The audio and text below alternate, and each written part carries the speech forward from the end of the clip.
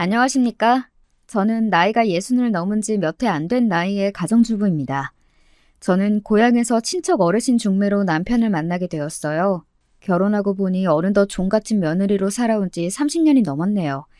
제가 살면서 한 거라고는 식구들 해먹이고 뒷바라지하면서 집안 살림을 열심히 해왔어요. 워낙 저희 시댁이 기품 있는 가문이고 제사도 많았지만 집안 어르신들이 제게 예의 있고 잘 대해주신 덕분에 힘들기는 했지만 보람되게 여기면서 나름대로 잘 살아왔습니다. 제가 시집갈 때 우리 동네에서는 잔치라도 하라면서 모두 부러워하셨어요. 그도 그럴 것이 남편은 대대로 만석군의 집안에서 몇 대손 장남이기 때문입니다. 저는 젊은 시절 교사가 되고 싶은 소중한 꿈이 있었지만 집안 어른들이 혼사를 서두르셔서 대학을 졸업도 하기 전에 시집을 왔죠. 하지만 우리 남편은 부잣집 자제라고 해서 망난이라던가 인색한 사람이 아니었기 때문에 지금까지 사이좋게 우리 부부는 살아왔습니다. 시댁 본가는 경북 청송군에 있었는데 남편이 휘문고등학교를 진학하면서부터 쭉 서울에서 살았습니다. 그래서 저도 남편과 결혼한 뒤에는 서울에서 터전을 잡고 남편과 사이에서 아들도 하나 낳고 순탄하게 지냈어요. 주변에서 하도 만석군 해서 저는 어느 정도의 부자인지 갓 시집 와서는 몰랐습니다. 그리고 우리 시어머님도 참 알뜰하게 살림을 하셨고 가족분들 누구도 사치하는 법이 없었기 때문에 만석군의 실감이 잘 나지 않았죠. 그런데 시댁 집안에서 소유한 토지에서 매년 쌀 1만석 가까이 나온다니 엄청난 규모의 대지주였던 것입니다. 요즘 현대사회로 들어서면서 만석군의 의미는 퇴색했지만 경제적으로 여유롭다 보니 남편은 경제관념이 좀 부족했던 것 같습니다. 사람을 잘 믿고 마음이 따스하기만 해서 물려받은 돈 상당수를 허럿 사람들에게 인심을 썼거든요. 먼 친척이나 친구들이 찾아와서 너무 힘들고 어렵다 좀 도와줘 라고 부탁을 하면 남편은 거절하지 못했습니다. 아마 세상의 어려움을 겪지 못하고 귀하게 자란 만석군의 자손이기 때문일 거예요. 하지만 아무리 부자 가문에서 태어났다고 해서 삶의 굴곡이 없을까요? 남편이 30 중반의 나이이던 때 친구의 대출 보증을 잘못 써버린 것입니다. 그리고 하던 사업이 급격히 기울어지면서 물려받은 땅 상당수와 대치동 아파트, 그리고 시어머님이 주신 귀한 골동품을 급히 처분할 수밖에 없는 상황이 되었습니다. 아마 줄잡아 100억은 가까이 되는 재산이 이때의 시련으로 인해 허공에 흩어진 셈이지요. 저는 아들을 낳고도 계속 자식을 보고 싶었지만 그 시기에 고생을 해서인지 자궁 쪽에 병을 얻어버렸습니다. 그래서 저는 더 이상 임신을 할 수 없게 되어버렸죠.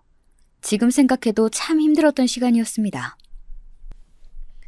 그나마 다행인 것은 제 병은 치료가 잘 되었고 남편이나 아들 모두 건강하게 이 시기를 잘 이겨낸 것입니다. 무럭무럭 잘 자란 아들은 건축가가 되고 싶다면서 대학교에서 건축학과를 전공하고 3년의 유학생활을 마치고 한국에 돌아왔습니다. 3년 만에 보는 우리 아들은 더욱 건장하고 멋진 건축가로 성장해 있었더군요. 그동안 공부만 한다고 제대로 놀지도 못한 성실한 아이였기에 남편은 틈만 나면 여자 좀 만나고 연애도 해라 요 샌님 녀석 이렇게 말하면서 아들을 놀려대곤 했어요.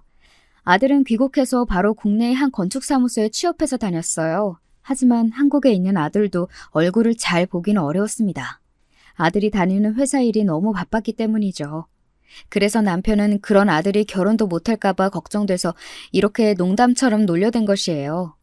요즘 젊은 사람들은 결혼도 아이도 심지어 연애도 안 하려고 든다면서요? 하나뿐인 내 아들도 그러는 거 아닌가 하고 저는 내심 노심초사했습니다. 그렇지만 제 걱정은 기우에 불과했습니다. 어느샌가 아들이 주말마다 외출해서 늦게 들어오고 나갈 때마다 향수도 뿌리고 제법 멋을 내는 것이 아니겠습니까? 저건 필시 연애하는 사내의 모습이지 그렇지 않소? 네, 걱정이 많았는데 제발 좋은 아가씨와 연애하는 거면 좋겠어요. 그렇게 결혼까지 가면 우리도 손주를 안아볼 수 있겠죠? 우리 부부는 외출하는 아들의 뒷모습을 보며 이렇게 흐뭇해하고 손주에 대한 기대감으로 부풀어 올랐어요. 그러던 어느 날 아들은 갑자기 연락도 없이 지금 만나는 여자를 데리고 왔습니다. 엄마, 나 여자친구 데려왔어요. 미리 연락 못해서 미안. 그렇게 되어버렸네요. 아들은 잔뜩 들떠서는 여자친구를 우리에게 소개해 주었습니다. 안녕하세요. 와, 아버님, 어머니 진짜 동안이시고 너무 얼굴이 좋으시다. 오빠랑 만난 지 얼마 안 되었지만 제가 부모님 뵙고 싶다고 오빠를 쫄라서 이렇게 찾아왔어요. 갑자기 왔지만 그렇다고 저를 내쫓으시는 않으실 거죠? 어, 무슨 그런 말을. 우리는 아가씨를 아주 환영한답니다. 아가씨가 아주 활달하고 성격이 좋아 보이네. 우리 같은 늙은이를 보고 싶어 하다니. 요새 아가씨들은 싫어하지 않나? 시자 붙은 사람들 말이야. 어머? 저를 그런 예절 교육 못 받은 애들과 비교하시면 곤란해요. 전 남자친구 부모님이라 그런지 친근하고 한 번 좀 뵙고 싶었거든요. 자주 놀러와서 밥 얻어먹어도 되죠, 어머님? 그럼요, 물론이에요. 무슨 음식 좋아해요? 저는 갈비찜이요. 아, 그렇지만 갑자기 와서 재료가 없으실 테니 비도 오는 날 제격인 부침개 해주세요, 어머니.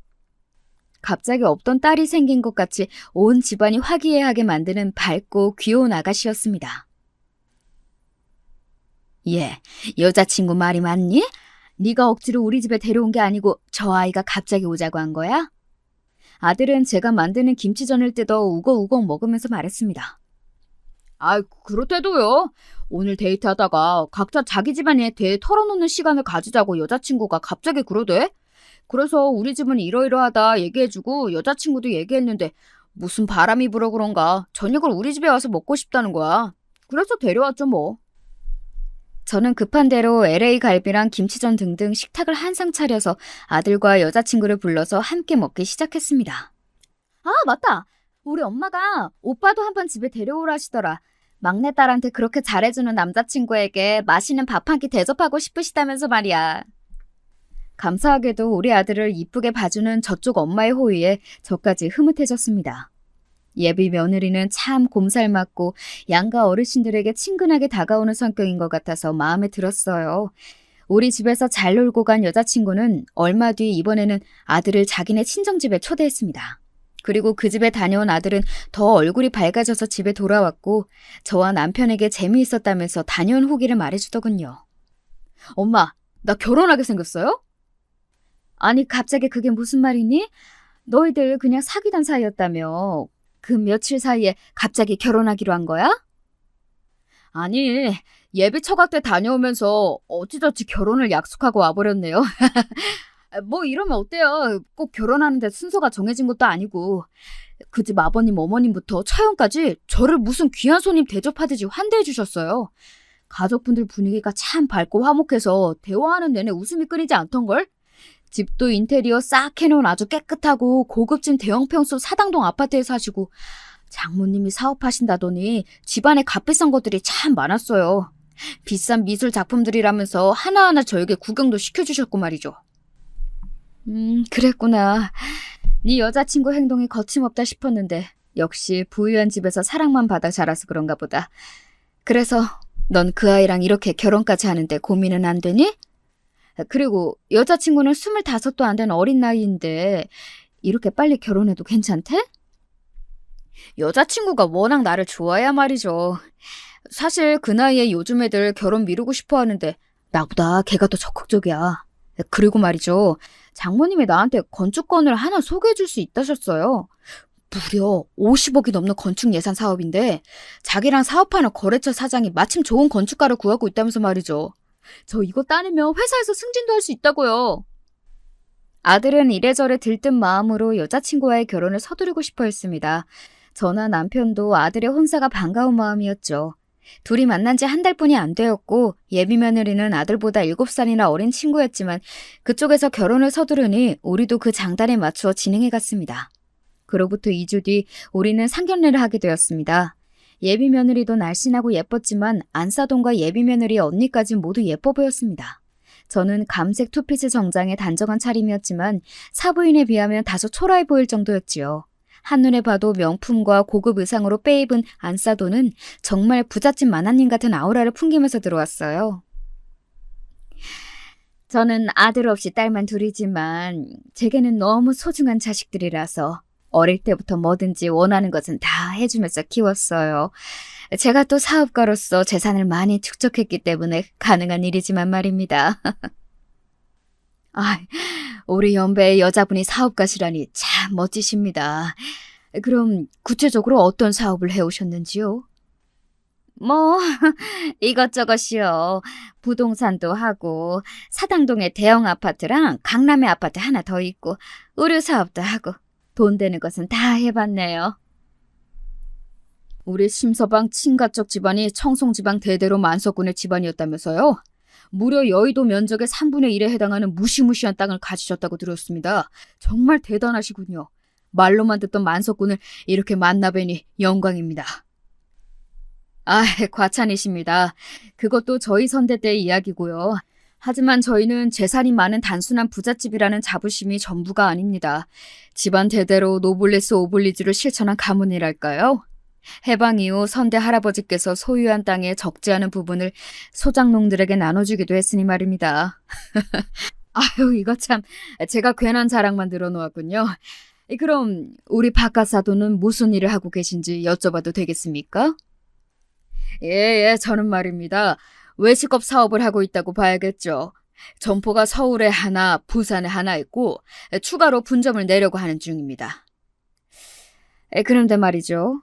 노골적으로 들리시겠지만 사돈께서는 지금도 부자십니까? 아, 그게 참 제가 부족한 탓으로 어려운 시기를 몇 번 거치면서 많은 재산을 날렸어요. 하지만 우리 집안은 또 마음이 부자지요. 그렇게 생애 낭떠러지에까지 몰렸는데도 제 곁을 지켜준 아내가 고마울 따름입니다. 남편은 그 어려운 시기를 함께 보낸 날이 떠올랐던지 따스하게 제 손을 잡아주었어요. 내 남편의 멋진 말에 바깥사돈도 안사돈도 왠지 심드렁한 표정으로 아무 대꾸도 안 해서 잠시 침묵이 흘렀습니다.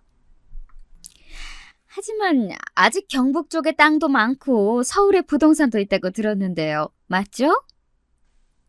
정말로 예비 며느리의 부모는 우리 집안에 대해 특히 재산에 대한 관심이 과하다는 느낌이 들어서 기분이 불쾌해지려고 했습니다.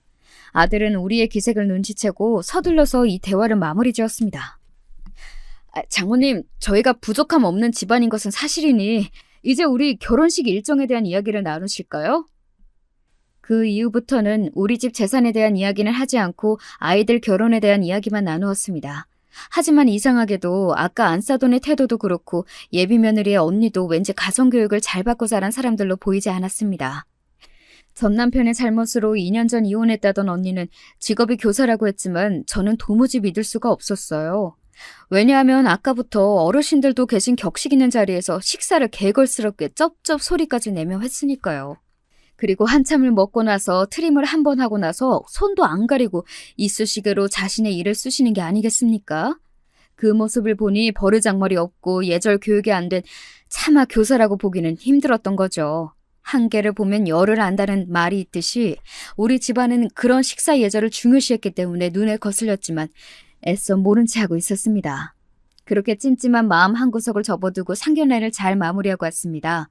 상견례 이후로 시간이 얼마 지났고 아들은 예비 며느리와 알아서 결혼 준비를 하고 있었습니다. 문득 결혼 진행 상황이 궁금해져서 아들에게 물어보았어요. 아들, 요즘 우리 며느리가 집에 잘 안 오네? 니네 전셋집은 구해서 계약했다고 들었고 며느리가 혼수는 언제 해오겠다 하던? 혼수? 우리 준비하면서 아직까지 걔돈 한 푼 쓴 게 없어요, 엄마. 지금 자기는 가진 돈이 없고 엄마는 자금이 묶여있어서 당장 현금이 없다고 해서 말이에요. 그렇다고 아무것도 없는 신혼집에 들어갈 수도 없는 노릇이라서 여자친구가 나중에 자기 엄마가 갚아줄 거라고 하면서 저한테 돈을 빌려달라고 했어요. 그래서 내 카드 주면서 집에 들어갈 가전 급한 것만 사라고 했거든. 자잘한 것은 내가 쓰던 것도 있고 나중에 살면서 천천히 살면 되니까. 그리고 며칠 있다가 삼성스토어에서 결제한 카드 문자가 날라왔는데 글쎄 1,600만 원이 넘는 거야? 깜짝 놀라서 예비신부한테 이거 결제 금액이 잘못된 것이 아니냐고 물어봤죠. 그랬더니 예비신부가 하는 말이 가관이었어요. 오빠가 정확히 얼마 이내로 사야 한다고 금액을 얘기한 적 없잖아. 가장 좋다고 하는 매장 직원 추천대로 TV랑 냉장고, 세탁기랑 건조기, 스타일러, 공기청정기 거기에 몇 개 오븐이랑 샀더니 그 정도 나오더라고. 카드 한도 더 안 미치고 괜찮지 않아? 어차피 나중에 다 우리 엄마가 갚아줄 거라니까? 쫌생이처럼 굴지 좀 마.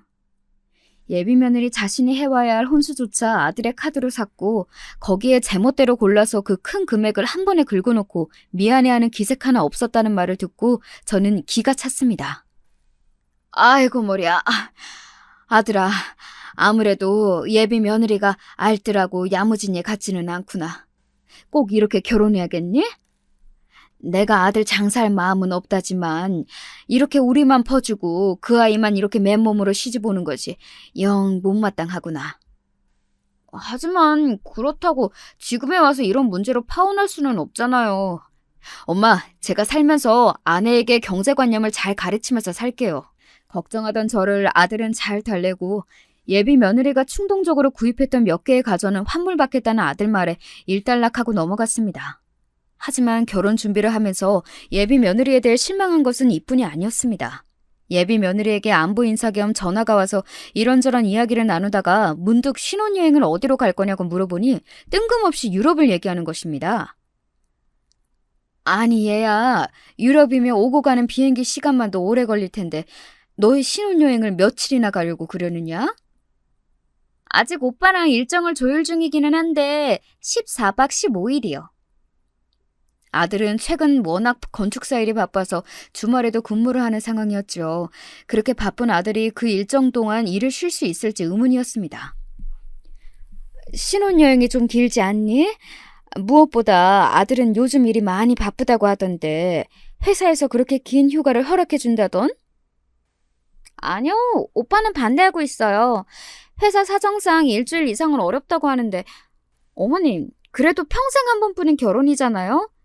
이왕 한 번 가는 신혼여행은 후회 없이 가고 싶은 곳으로 가야 한다고 생각해요. 어머님께서 오빠에게 길게 휴가 내고 유럽에 가라고 좀 설득해 주세요. 네?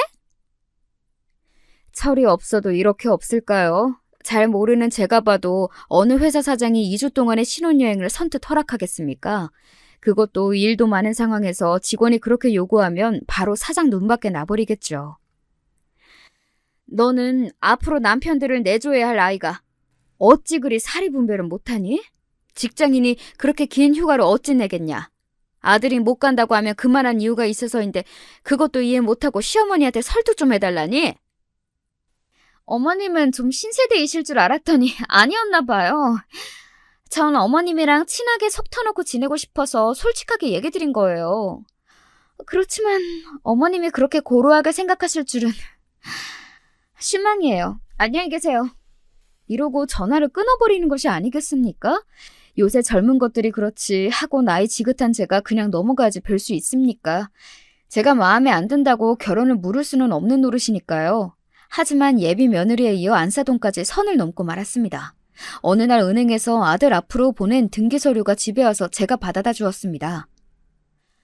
예, 그건 뭐니? 아들은 제게 바로 대답하지 못하고 머뭇거렸습니다. 실은 엄마가 걱정하실까봐 제 선에서 처리하려고 했는데요. 장모님이 사업자금이 급히 필요한데 한 3억 원만 제 이름으로 대출받아줄 수 없겠냐고 부탁한 적이 있으세요. 결혼하고 나서 이자도 사채보다 많이 쳐서 꼬박꼬박 주시겠다고 몇 번을 말씀하시는데 거절할 수가 있어야 말이죠. 내가 설마 귀한 막내딸 팔아서 사위에게 사기칠 사람으로 보이는가? 이렇게까지 얘기하시니 제가 어떻게 부탁을 안 들어드리겠어요? 제 대출 한도가 2억까지라서 일단 2억을 제 이름으로 대출해드렸죠. 그 관련 서류가 온 거예요. 우리 아들 카드로도 모자라서 사업자금 대출이라니 저는 너무나 놀랐습니다. 아이고 얘야, 그건 안 될 말이다. 너의 아버지가 예전에 보증 잘못 써서 우리가 그렇게 힘들었던 것을 겪어보고도 남의 대출을 대신 서줘? 그리고 막말로 아직 결혼까지 하지도 않은 남이야. 무엇을 믿고 담보도 없이 그렇게 덜커덕 빌려준다는 말이냐? 너무 기겁해서 이를 말리는 제 마음을 모르는 채 우리 아들은 태평하게 나왔습니다. 장모님이 사업도 크게 하시고 집에 재산도 많은데 뭐 그럴 수도 있잖아요. 공교롭게도 자금줄이 딱 막힐 때, 이럴 때 가족끼리 돕고 살아야죠. 글쎄 안 돼! 저는 남편을 급히 불러서 이 일을 논의하고 아들의 대출을 결사 반대하였습니다. 그리고 고민하던 끝에 대안을 생각해냈죠. 절대로 네 앞으로 그 거액을 대출해서는 안 되고 대신 내가 지금 당장 3천만 원을 빌려줄 수 있으니 그것으로 대신하자고 하자. 네가 못하면 이 엄마가 직접 안사돈에게 전화한다. 아들은 부모님이 이렇게 격하게 말리는 것을 이해하지 못했지만 그래도 순순히 따라주었습니다. 그렇게 아들의 대출은 취소하고 제가 안사돈 계좌로 3천만 원을 송금해 주었습니다. 하지만 안사돈의 반응은 자기를 못 믿고 서운하다라는 문자를 보내면서 정작 3천만 원을 빌려준 고마움의 말 한마디 없는 겁니다. 어찌해서 아들 하나 결혼시키는 것이 이리도 험난한 것일까요? 아들 혼자 해본 적 있으신 구독자분들도 저와 같이 그러셨나요? 전 괜히 억울한 마음을 달래가면서 아들의 결혼식을 따를 수밖에 없었습니다. 결혼식 날이 임박하면서 아들이 저에게 혼수 화장을 예약해주겠다고 말했습니다. 혼주 화장? 아니, 너의 아내가 예쁘게 신부 화장하면 그만이지. 뭘 심히 나까지 미용실 가서 그렇게 치장을 해야 하니? 나는 남자라 미처 생각을 못했는데 아내가 그러더라고요. 어머님이 그런 거 안 받아보셨을 텐데 좋아하실 것 같다고. 미용실에서 머리하고 화장하는 거 예약해드리면 어떻겠냐고요. 내 생각까지 해준 너희들 마음으로도 충분히 고맙다. 하지만 그 비용이 너무 비쌀 것 같구나. 나는 그냥 동네 미용실에서 머리만 간단히 말고 갈게. 그래요? 알겠어요, 그럼. 그런데 오후에 아들의 핸드폰에 올려서 보니 카드사의 문자가 와 있었습니다. 청담 리엘 헤어 금 30만 원 결제. 씻고 나온 아들을 붙잡고 카드 결제 문자가 무엇인지 물어보았습니다. 설마 이 돈이 장모님 혼주 화장해 주는 거니? 네, 맞아요. 예비 신부가 내 카드를 가져가서 예약한 모양이네. 고얀 며느리는 자기 친정엄마를 예쁘게 해준다면서 청담동에 있는 메이크업 샵에서 혼주 화장이랑 헤어 미용까지 예약을 했는데 저만 쏙 빼놓고 말입니다. 자기 돈으로 친정엄마에게 효도하면 제가 뭐라고 그러겠습니까? 그런데 그 돈조차 제 아들 카드로 긁어버리니 제가 열이 안 받겠습니까? 아들아, 안 되겠다. 나도 네 결혼식 날 덜 늙은 엄마로 보이고 싶구나. 그 화장이랑 머리 치장 나도 한번 받아보자꾸나. 그래요, 그래. 괜히 엄마는 돈 아낀다고 거절하시더니 엄마도 그런 호사 한번 느껴보셔야죠. 아들 말이 맞았네요. 전 아들 돈을 아끼고 싶은 마음에 거절했었는데 그 돈이 하나 안 아까운 안사돈이 독박으로 그 혜택을 가져갈 뻔했으니 말입니다. 일생에 한 번 내 아들 결혼식이니 저도 그렇게 기분 한번 내보고 싶었습니다. 드디어 결혼식 날 아침이 밝았습니다. 하지만 저는 간밤에 흉흉한 꿈을 꿔서 한숨도 이루지 못했죠. 꿈에 바닷가를 거닐고 있는데 커다란 뱀이 나타나서 내 아들, 남편, 그리고 우리 집까지 차례로 먹어치우는 것이 아닙니까? 저는 뱀을 막아보려고 버둥거렸지만 어디선가 귀가 찢어질 듯한 웃음소리만 들릴 뿐 제 몸은 굳은 채로 움직이지 않는 것입니다. 깨고 보니 제 몸은 식은땀으로 범벅이 되어 있었고 그때 시각이 새벽 5시 무렵이었습니다. 깬 이후에도 심장이 벌렁거리고 불길한 마음이었지만 어차피 결혼식 준비로 일찍 일어났어야 해서 저는 몸을 일으키고 말았죠. 그렇게 이것저것 준비해서 택시를 타고 청담동으로 향했습니다. 가게는 이제 막 오픈을 했는지 저만 유일한 손님으로 와 있더군요. 오늘 예약하신 김정미 여사님이시죠? 이쪽 의자로 오십시오. 직원은 제일 안쪽 자리로 저를 안내해주고 푹신한 미용실 의자에 앉은 채로 저는 낯선 공간을 이리저리 둘러보고 있었습니다. 곧이어 직원이 와서 제 머리를 가위로 자르면서 만져보다가 파마할 때 쓰는 열펌 기계로 머리를 온통 뒤집어 쓰면서 기다리고 있었죠. 그러다가 어딘지 익숙한 목소리가 들리면서 소란스럽게 한 손님이 들어왔습니다. 그래, 우리 딸이 호구 하나는 제대로 몰았지. 빌려준다고 하고선 사위카드로 혼수도 다 하고 내 가방까지 사줬지 뭐니? 오늘 혼주 화장도 우리 딸이 최고급 청담동 헤어샵을 예약해 주었는걸. 그것도 다 우리 사위카드로 말이야. 이게 다냐고? 아우, 무슨 소리. 그 집이 대대로 만석군의 부잣집이라고 하더라.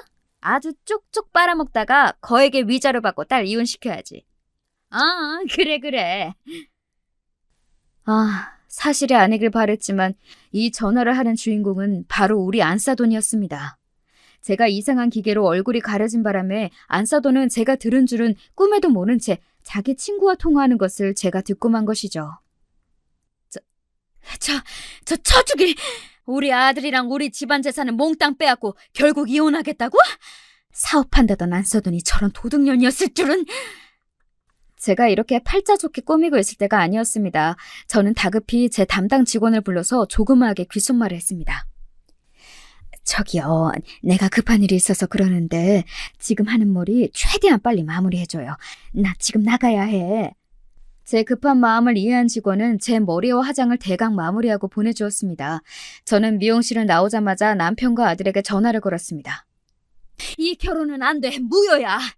정말 큰일 당할 뻔했으니 어서 모여서 대책을 세워야 한다고요.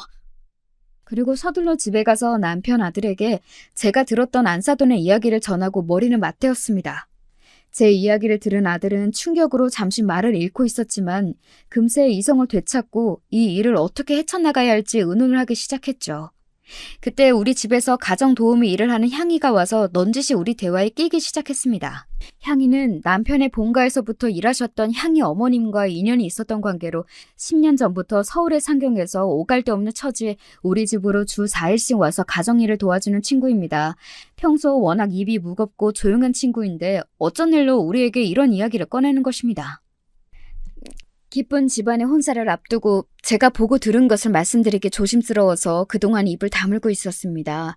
하지만 이렇게 파운된 마당에 예비 신부에 대한 미심쩍은 일을 말씀드리고자 해요. 그 여자분은 아드님과 사모님 앞에서는 상냥하고 밝은 미소로 말도 조심해서 하더라고요. 하지만 저를 대할 때는 180도 다른 모습으로 나타나요. 아이씨, 더럽게 말 많네. 아니, 하라는 대로 할 것이지. 결혼도 전부터 뭐 저리 간섭을 해야 되는 거야, 노인네 같으냐. 이봐, 여기 콜라 한 잔 시원하게 가져와. 지금 나한테 명령한 거예요? 내가 자네보다 나이가 10살은 많을 텐데 무례하네. 그리고 이 집안에는 그런 탄산음료 없어. 어디 파출부가 말대꾸야? 내가 여기로 시집 오면 넘버 2인데 앞으로 파출부 생활 험난하게 할 거야? 나한텐 밉보이지 않는 게 좋을걸? 학창시절부터 나한테 찍혀서 올린 애들이 한다스는 되니까 말이야. 아줌마도 거기 서 있지만 말고 슈퍼 가서 당장 콜라 사와야지. 그리고 집 앞으로 나가서 몰래 전자담배를 피고 침을 뱉는 것을 보았습니다. 아무리 봐도 하는 행색이나 말투가 조신한 여자애가 아니에요. 마치 깡패 같았다고요. 거기에 더 심각한 것은 아드님 말고 다른 남자를 만나고 다니는 눈치입니다. 얼마 전 다른 남자 차에서 내려서 애정행각을 하는 모습을 보았거든요. 그리고 그 남자는 나이가 제 또래는 되어 보였는데 어쨌든 이 여자 조심해야 해요, 사모님.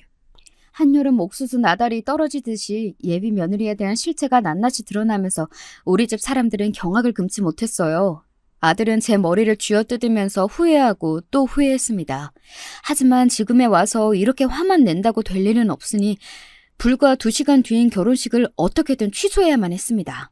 우리 부부와 아들은 급히 장문의 문자를 써서 결혼식에 찾아오실 하객들에게 단체 문자를 긴급히 전송했어요. 오늘 귀한 시간을 내주시고 어려운 발걸음을 해주신 하객 여러분들께 송구한 말씀 전해 올립니다. 결혼 전 미처 알지 못한 사정이 발견되어 금일 저희 아들의 결혼식을 취소하고자 합니다. 이미 오셨다면 8층의 피로연 식당에서 맛있는 한 끼 식사를 하시고 돌아가셔도 좋습니다.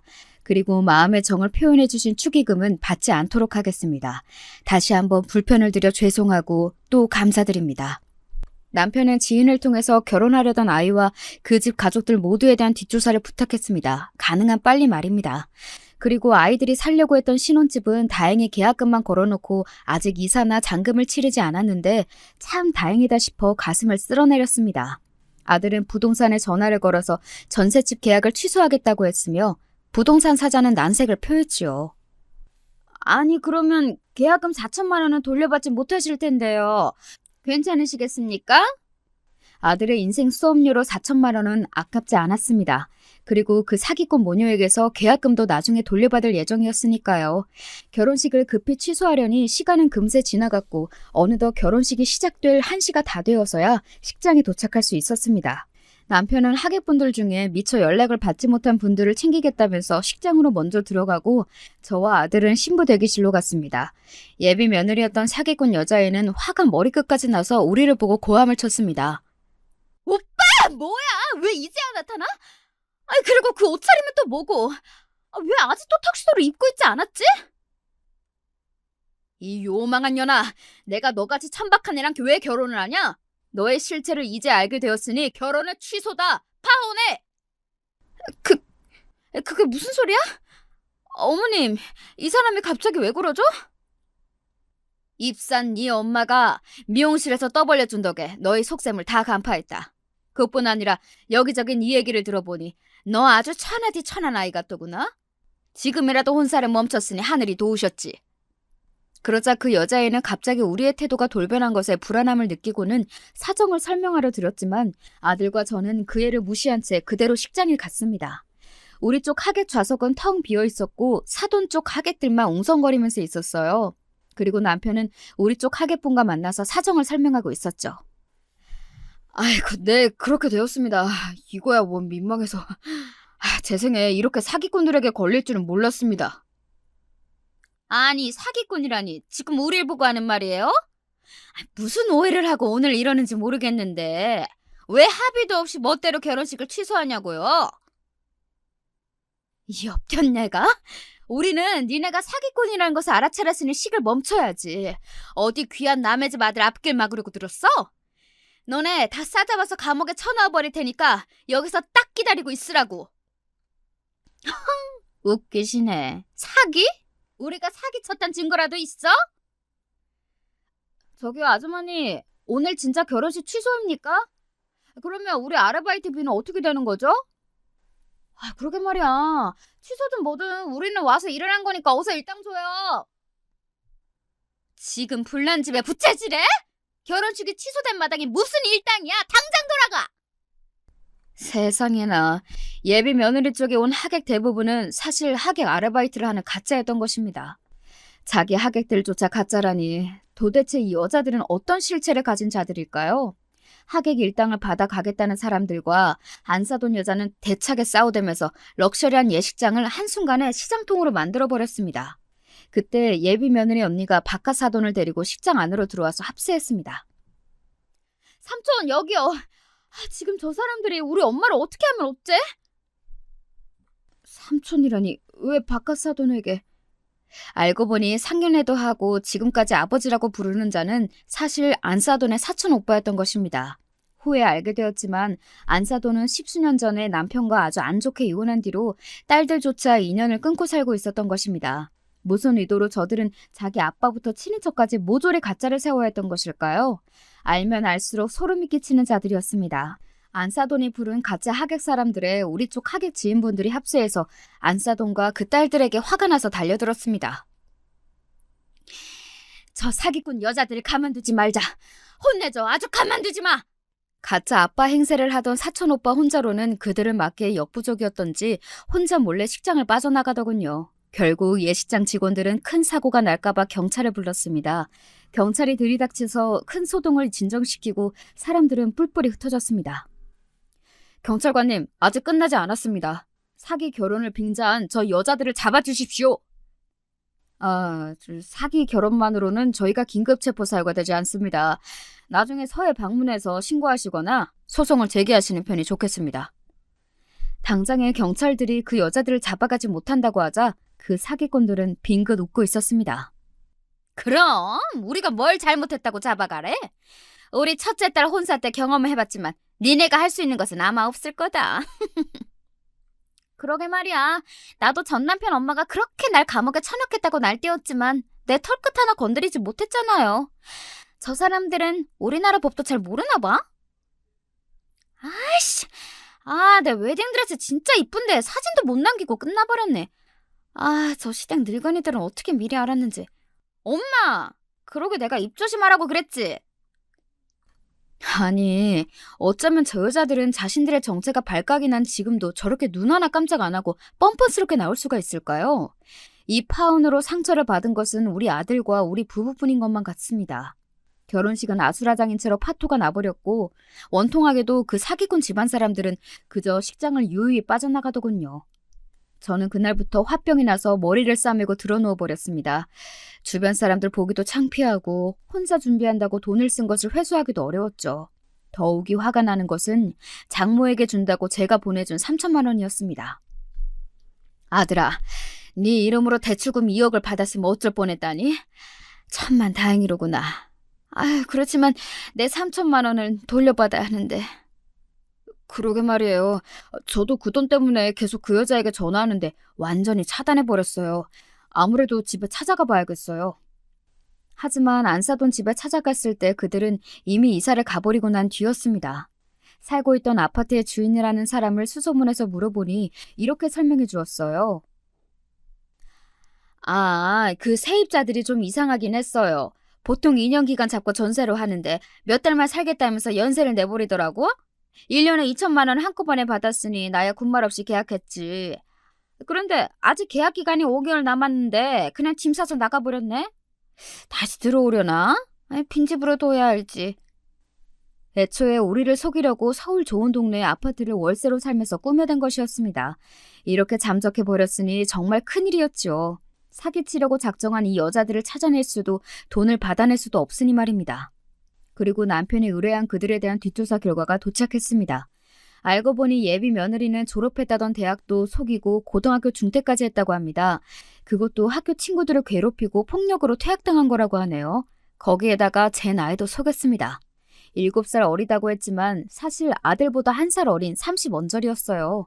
그런데 그동안 그렇게 어린 척을 하다니 가증스럽게 짝이 없었어요. 더구나 그 엄마부터 언니 모두 다 사치가 심했던지 각종 카드빚과 사채를 써서 신용불량자 신세였던 이력이 있었습니다. 그 이혼했다던 언니도 사실 사기 결혼으로 위자료 등 돈을 있는 대로 뜯어내고서 이혼했던 것이었습니다. 저도 뒷조사 14년 만에 이런 사기꾼들은 또 처음 봅니다. 시골에 땅이 많고 아들 하나만 있는 집을 찾아내서 자기들 돈은 하나 안 쓰고 결혼하고 사돈댁 집안의 땅을 담보로 거액의 대출을 받아 가로채서 잠적해버린 것입니다. 거기에 나중에 나타나서는 아들이 바람 폈다면서 증거를 조작해서 이혼 청구 소송으로 위자료까지 뜯어냈어요. 그 언니라는 사람이랑 결혼한 집안이 참 착하고 순박한 아들과 부모님이었는데 그 사기꾼 여자들에게 제대로 설거지 당해서 땅도 잃고 아들은 충격으로 자살 시도까지 했다는 안타까운 이야기입니다. 그 모든 게 바로 그 언니라는 여자가 한 사기 행각입니다. 아마 이 집 아드님에게도 비슷한 수법으로 동생이 일을 벌릴 예정이었는데 천운으로 피하신 것 같습니다. 흥신소 직원의 이야기를 듣고 나니 더욱 기가 막히고 화가 머리끝까지 치밀어 올랐습니다. 우리 아들과의 만남부터 결혼식까지 도무지 사기 행각이 아닌 것이 없을 지경이었으니까요. 나는 이 사기범들에게 소송으로 응징해주고 싶어서 아들과 함께 변호사를 찾아갔습니다. 축하받아야 할 결혼인데 결혼 사기를 당하셔서 상심이 크시겠군요. 이렇게 자기 직업, 나이, 배경 등 사기를 쳐서 결혼해놓고 배우자 재산을 가로채려는 사기꾼들이 왕왕 있습니다. 아쉽지만 사기 결혼을 입증해서 형사처벌 받기는 어려운 것이 우리나라의 법 현실이에요. 다만 장모가 수십억 자산가라고 자랑하며 사업자금 3천만 원 빌려준 것에 대해서는 사기로 인한 반환 청구 소송을 해볼 수 있습니다. 또한 사기로 인한 혼인 취소 소송도 할 수 있어요. 다만 소송을 하시겠다면 사기 사실을 안 날부터 3달 내에 청구해야 하니까 서둘러 주세요. 속아서 한 결혼이지만 그들을 단죄할 방법이 법으로는 마땅히 없다는 사실을 알고서 아들과 저는 낙담했습니다. 그렇지만 일단 혼인 취소 소송과 사업자금을 돌려받도록 소송하겠다고 변호사에게 말씀드리고 나왔죠. 시간이 지나고 우리는 억울하게 제대로 복수 한번 못하고 참고 넘어가야 하나 포기하려던 찰나였습니다. 우리는 뜻밖의 구세주를 만났습니다. 어느 날 아들이 자기 핸드폰으로 어떤 영상을 보여주는 것이 아니겠습니까? 그 영상은 아들의 결혼식장에서 벌어진 상황이었습니다. 아수라장으로 변했던 그 상황에서 우리 하객 중 누군가가 동영상을 촬영해서 인터넷에 올렸던 것입니다. 알고 보니 아들의 친한 친구가 한 일이었다네요. 자기 친구의 신세를 망칠 뻔한 사기범 여자에게 화가 나서 세상에 그들을 알리고 사기치고 돌아다니지 못하도록 하겠다고 이렇게 나선 겁니다. 또한 행여나 우리 집 사람들이 피해를 볼까봐 우리 얼굴은 모자이크 처리하고 그 여자애랑 친모, 언니 세 모녀만은 얼굴을 알아볼 수 있도록 편집했다고 하네요. 뒤이어 아들은 동영상 밑에 달린 댓글을 보여주었죠. 저런 사기꾼들이 실제로 있다니. 왜 우리나라 법은 사기꾼들에게 유명무실한 건가요? 그렇게 잠적해버리면 어떻게 처벌할 방법이 없는 걸까요? 저 사람들을 실제로 만나게 되면 우리가 제보하거나 복수해 줍시다. 우리나라가 IT 강국이라더니 인터넷에서 그들이 한 사기 행각과 얼굴이 알려지면서 경찰에 신고가 들어가고 청주에서 보았다는 제보도 쏟아졌다고 합니다. 그리고 아들은 덜덜 떨면서 한 댓글에 손가락을 가리켰습니다. 엄마, 이 댓글 좀 보세요. 충격적이라서. 궁금해진 저는 그 댓글을 소리내어 읽고 난 뒤 그대로 털썩 주저앉아 버렸습니다. 그 댓글은 다음과 같았어요. 전 이 사람들을 알고 있습니다. 제 사촌 오빠가 이 여자 때문에 농약 먹고 죽으려고 했으니까요. 지금도 아무 일도 하지 못하고 정상적인 생활을 잊은 채 숨만 쉬고 지냅니다. 우리 삼촌은 소유하고 있던 그 수많은 땅을 사기꾼들에게 잃고 소작농으로 전략해버리셨고요. 피해자 가족은 그야말로 풍비박산이 나버렸는데 저 사기꾼들은 또 어디선가 그 짓을 벌이고 있군요. 바로 그 언니가 사기를 친 남자에 대한 이야기였어요. 소름이 끼쳤습니다. 그 모든 일이 사실이라니. 얼마 뒤 우리가 상담을 했던 변호사가 전화를 해왔습니다. 안녕하셨어요? 지난번 사업자금 반환 소송은 잘 준비하고 있습니다. 다만 제가 사기죄로 형사고소는 좀 어렵다고 그랬었죠? 이번에 화제가 된 인터넷 글로 일반 시민들의 여론이 형성되었고 그 여자들이 사기를 친 피해자들을 모아서 함께 소송을 하면 사기죄여도 가해자들을 엄벌에 처할 수 있을 것 같습니다. 변호사는 이렇게 희망적인 메시지를 주었습니다. 우리는 앞으로 그런 피해자 가족들이 모인다면 얼마든지 협조를 하겠다고 했습니다. 또 함께 소송에도 나서겠다고 변호사에게 의견을 전했어요. 변호사는 일이 진척되는 중간중간 알려주겠다고 했습니다. 사람들의 인생을 한순간에 파멸시키는 못된 사기꾼들에게 벌을 내릴 방법이 생기자 저는 앓고 있던 화병도 나아서 일상생활을 할 수 있게 되었습니다.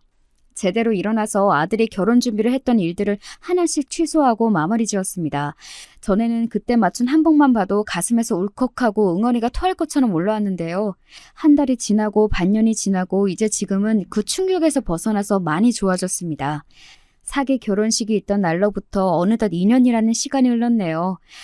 그 사이 피해자들의 모임이 생겨서 함께 모여 사기꾼 새 모녀에 대한 집단 소송을 진행하기 시작했습니다.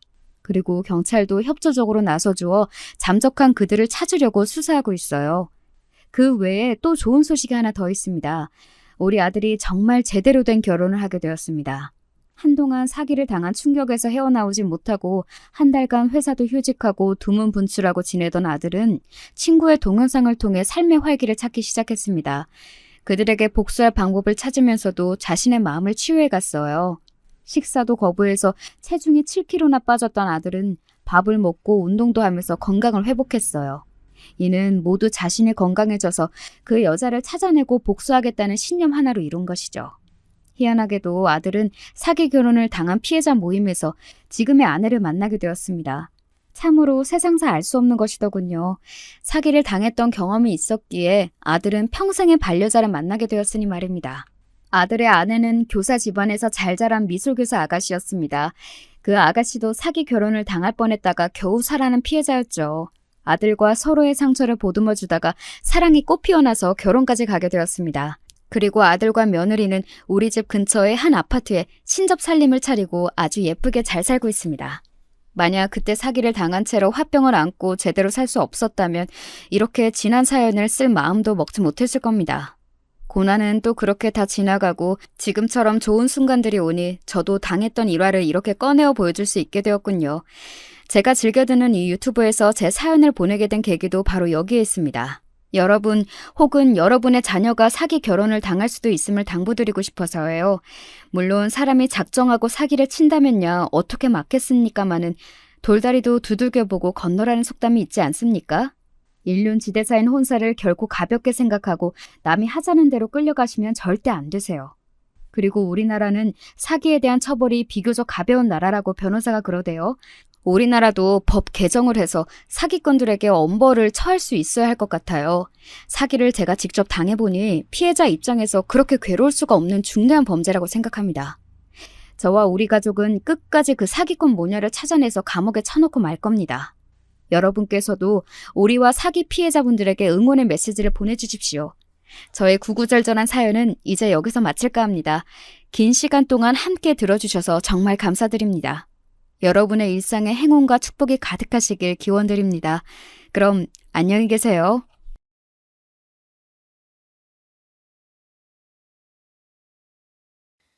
안녕하세요. 저는 40대 초반 여성입니다. 현재는 서울에 살고 있고 아들아이 하나를 두고 있어요. 남편과 27쯤 결혼했고 지금은 15년쯤 같이 살고 있습니다. 저는 집안 형편이 그다지 좋지 않아서 고등학교도 제대로 나오지 못했거든요. 제 나이 또래에선 그런 분들이 잘 없긴 해요. 그래서 매사에 자신감이 좀 없는 편이었고 누군가 절 좋아해 줄 거라고 생각을 한 번도 해본 적이 없었습니다. 그래서 저를 좋다고 하는 남편에게 마음이 갔고 별 다른 고민 없이 결혼했어요. 지금 와서 돌이켜보면 저도 저 자신에게 자신감을 좀 느끼고 다른 인생을 살아보려 노력하고 도전이란 걸 좀 했다면 조금 더 다른 인생을 살고 있었을지도 모르죠. 지금 남편과 결혼하지 않았을 수도 있고 말입니다. 남편과 결혼한 건 후회하지만 후회하지 않아요. 물론 남편은 좋은 사람이 아니고 전 남편 때문에 고생을 많이 하긴 했지만 제 아들을 만났잖아요. 아들은 엄마를 너무 사랑하고 저도 아들을 너무 사랑하거든요. 세상에 이런 효자가 없을 만큼 엄마를 잘 따릅니다. 그러니 후회하진 않아요. 하지만 그런데도 제 결혼 생활은 늘 고통의 연속이었습니다. 첫 번째는 남편 때문이었고 두 번째는 바로 시어머니 때문이었어요. 먼저 남편에 대해 얘기하자면 남편은 결혼하고 얼마 되지 않아 바로 태도가 바뀌었습니다. 그전엔 정말 다정하고 좋은 사람인 줄 알았는데 그렇지 않더라고요. 매일 술을 마시고 들어와 술주정이 됐고 어느 날은 때리기도 했어요.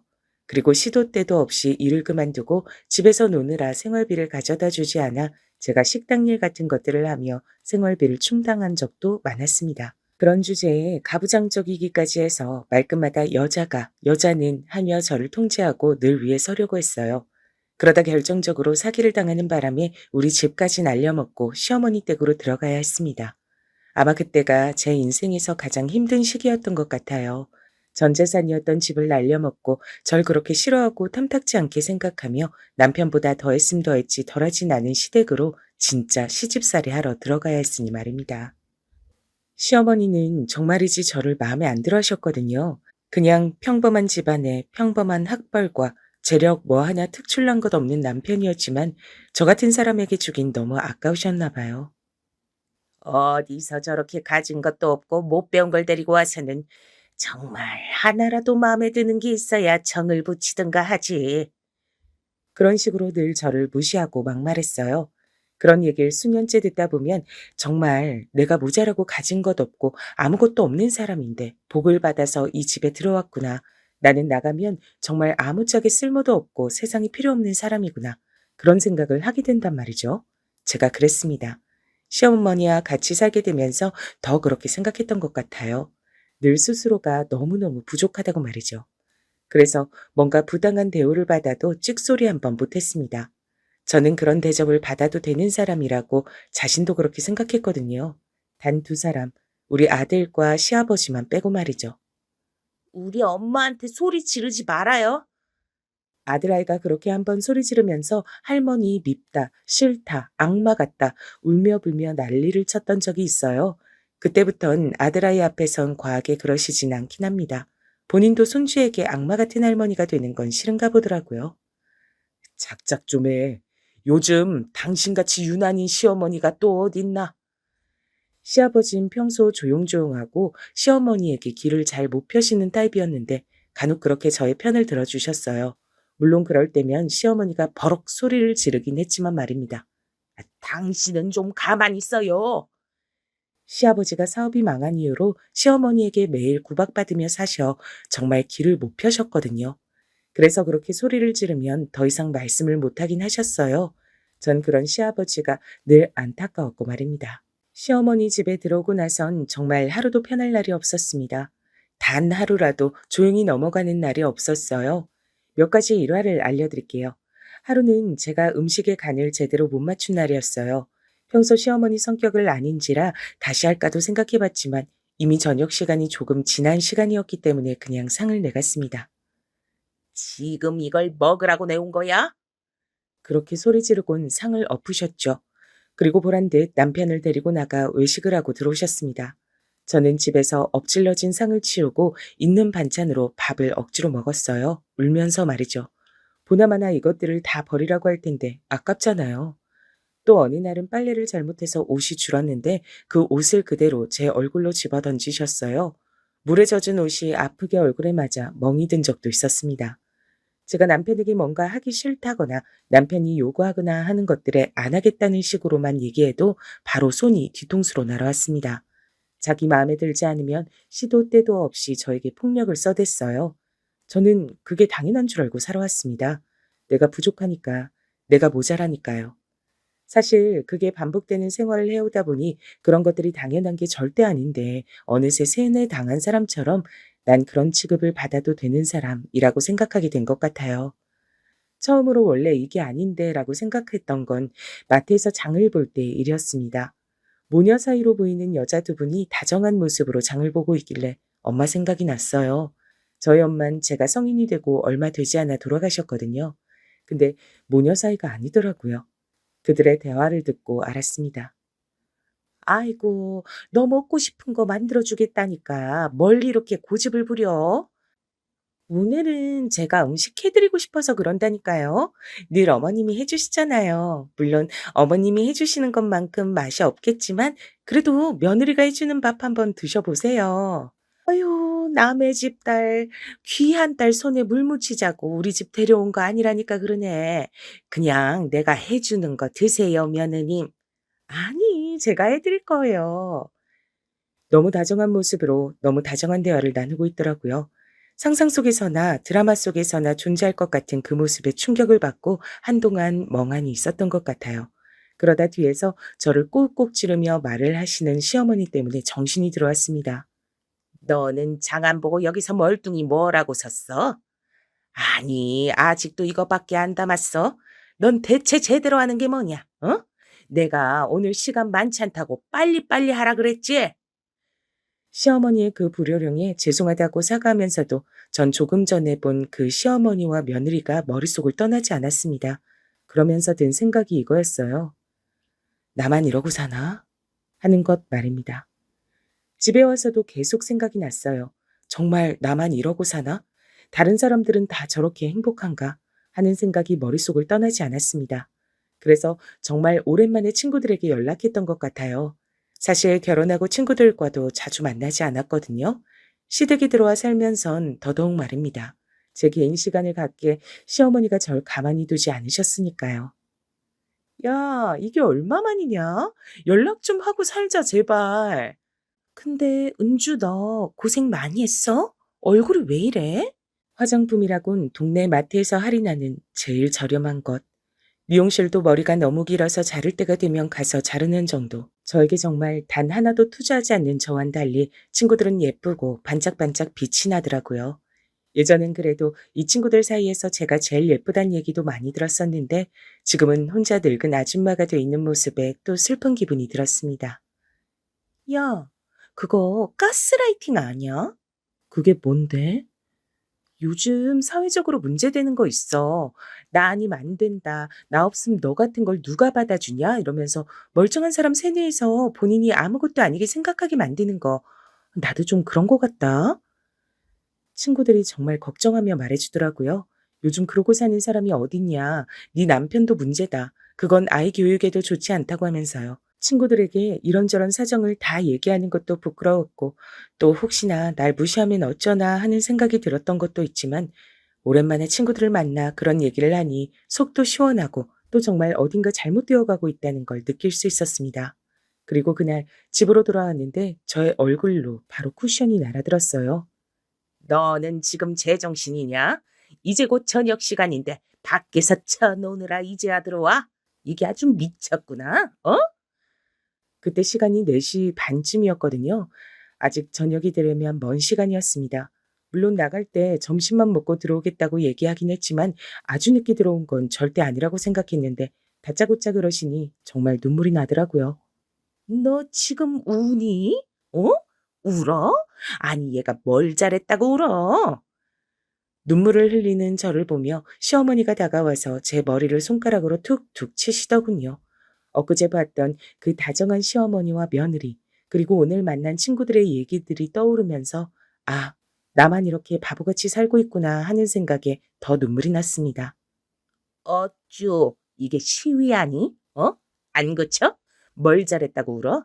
누가 보면 내가 너 잡는 줄 알겠다. 그만 안 울어? 잡으시는 거 맞잖아요. 처음으로 한 말대꾸였어요. 사실 말대꾸도 아닙니다. 그냥 작게 얘기한 거예요. 굉장히 소심하게 말이죠. 하지만 시어머니는 그 말을 그냥 지나치지 않으셨어요. 자기 말에 제가 토를 달았다는 것 자체에 굉장히 분노하셨습니다. 너 지금 내 말에 말 대꾸했니? 시어머니는 매우 큰 목소리로 소리를 버럭 지르셨어요. 그리곤 저를 한 번 더 때리려는 듯 손을 번쩍 들었을 때였습니다. 적당히 좀 해. 안방에 있던 시아버지가 나오면서 말했어요. 요즘엔 시어머니가 저에게 그 어떤 짓을 하셔도 선뜻 나서서 말리거나 하진 않으셨거든요. 본인도 기력이 없으신 건지, 아님 이제 귀찮아졌는지, 아님 저를 위해서 한마디 하면 시어머니에게 열 마디를 들어야 하는 게 힘드셨는지 말입니다. 당신은 상관 말고 방에 들어가 있어요. 집에서 이렇게 큰 소리가 나는데 어떻게 상관을 안 하나? 그럼 모른 척 하시든가. 그렇게 몰상식하게 구는데 어떻게 모른 척을 해? 뭐라고요? 몰상식? 시어머니가 몰상식이라는 말에 버럭 소리를 질렀습니다. 그럼 여태껏 본인이 상식적이라고 생각하고 저에게 그런 짓을 해왔던 건지 싶어서 속으로 어이가 없었어요. 시아버진 전에 본 적 없는 단호한 얼굴이셨습니다. 그래, 몰상식. 며느리가 좀 늦었다고. 아니, 좀 늦은 것도 아니지. 아직 4시 반밖에 안 됐는데 몇 년 만에 처음으로 친구들 좀 만나러 나갔다 온 애한테 들어오자마자 얼굴에 물건을 집어던지고 또 그 한마디를 못 참아서 때리려고 손을 들어. 이게 몰상식한 게 아닌 뭐야. 동네 사람들 붙잡고 물어봐. 그리고 당신이 그렇게 매일 보는 그 막장 드라마 시어머니들도 당신보단 나아. 시아버지의 그 말에 시어머니는 잠시 당황한 듯 보였어요. 그런 모습을 보여주신 게 일단 제가 보기론 처음이긴 했거든요. 당장 그 손 못 내려? 어디 사람을 때려? 어? 시어머니는 시아버지의 그 말에 기가 눌렸는지 일단은 손을 내리더군요. 그리고는 뭐라 중얼중얼거리며 안방 안으로 들어갔습니다. 그런 저에게 시아버지가 다가왔어요. 내가 잘 말해보마. 너도 언제까지 이러고 살 순 없잖니. 감사합니다. 감사합니다, 아버님. 정말 눈물이 나게 감사하더라고요. 제 편이 있다는 생각이 들었습니다. 요즘은 남편조차 제가 시어머니에게 이런 취급받는 걸 모른 척 해왔거든요. 그날 이후 시어머니는 시아버지 앞에선 조금 조심하시는 듯 했어요.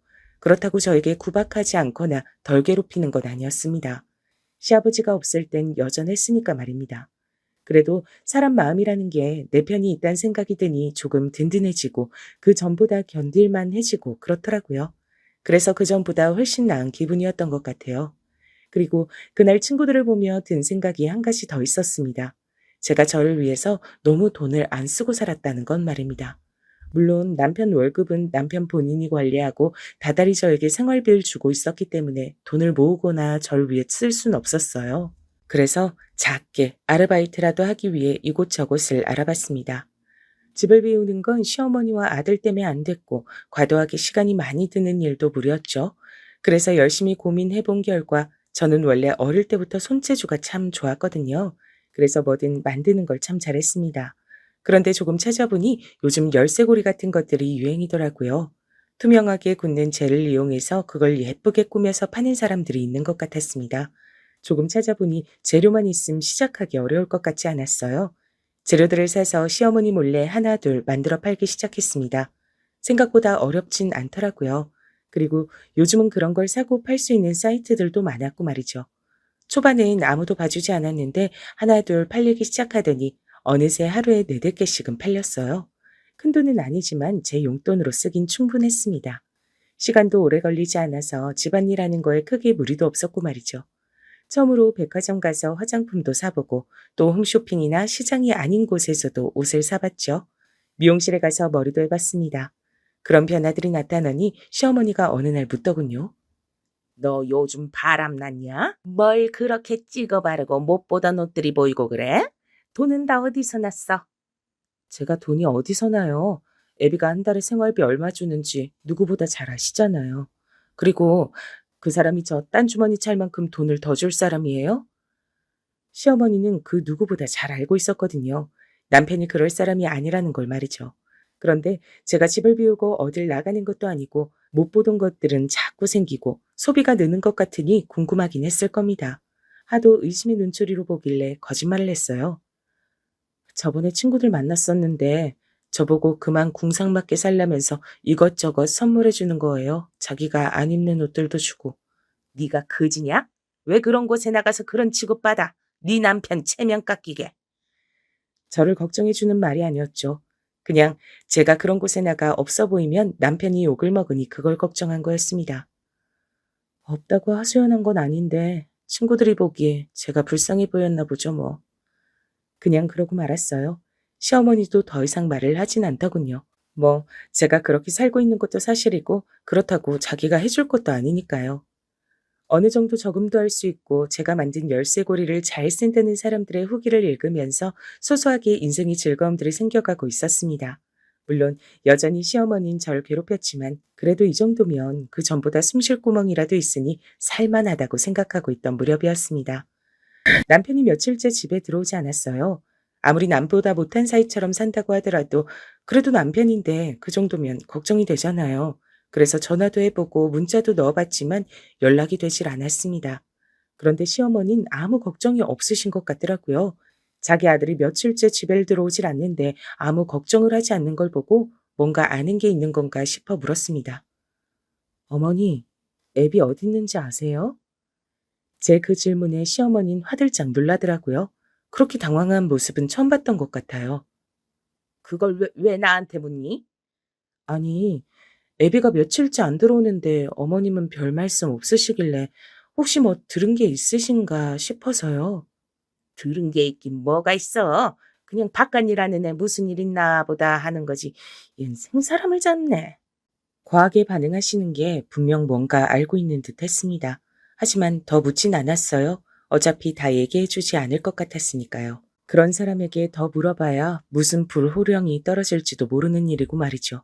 그리고 곧 왜 그러는지 알게 됐습니다. 남편에게 여자가 생긴 것 같았어요. 밖에서 살림을 차린 모양이더라고요.